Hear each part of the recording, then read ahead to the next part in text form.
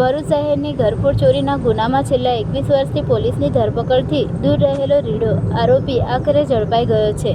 Bharuch parole flow સ્ક્વોડની ટીમે ગુપ્ત બાતમીના આધારે આ આરોપીને ખેડા જિલ્લાના રડો ગામ નજીક આવેલી મુરલીધર હોટલ પરથી ઝડપી પાડવામાં સફળતા મેળવી છે. પકડાયેલો આરોપી કમલેશ ઉર્ફે કમલા ગોરચંદ ઉર્ફે ગોરખા ડામોર છે, જેનું મૂળ રહેઠાણ ભાડા ખેડા મંગા ફળિયું રાણાપુર જિલ્લો ઝાબુઆ મધ્યપ્રદેશ છે અને તે સાજડીવાડી મેઘાવડ જામકંડોરણા રાજકોટ ખાતે પણ રહેતો હતો.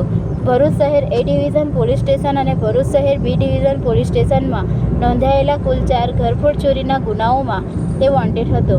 લાંબા સમયથી નાસ્તા ફરતા આરોપીઓને ઝડપી પાડવો એ પેરોલ ફ્લો સ્ક્વોડ માટે મોટી સફળતા ગણાય છે. પોલીસ સબ ઇન્સ્પેક્ટર RS ચાવડાના માર્ગદર્શન હેઠળ ભરૂચ પેરોલ ફ્લો સ્ક્વોડની ટીમે જિલ્લાના ગુનાઓમાં નાસ્તા ફરતા આરોપીઓને પકડવાના પ્રયાસો હાથ ધર્યા હતા. તે દરમિયાન ટીમને બાતમી મળી હતી કે 21 વર્ષથી વોન્ટેડ આ ગુનેગાર કમલેશ ડામોર રાજકોટ ખાતે છે.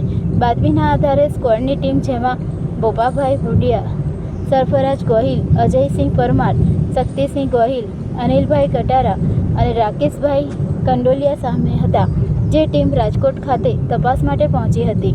જો કે ત્યાં વધુ માહિતી મળતા ટીમે તુરંત જ ખેડા તરફ પ્રયાણ કર્યું હતું અને રડુ ગામ નજીકથી મુરલીધર હોટલ પરથી આરોપીને દબોચી લીધો હતો. પેરોલ ફ્લો સ્ક્વોડે કાયદેસરની કાર્યવાહી માટે આરોપી કમલેશ ઉર્ફે કમલા ડામોરને ભરૂચ શહેર એ ડિવિઝન પોલીસને સોંપી દીધો છે. 21 વર્ષ બાદ આરોપીને ધરપકડ થતાં ભરૂચ પોલીસને મોટી રાહત મળી છે અને અન્ય વણઉકેલાયા ગુનાઓમાં પણ કડી મળવાની સંભાવના છે.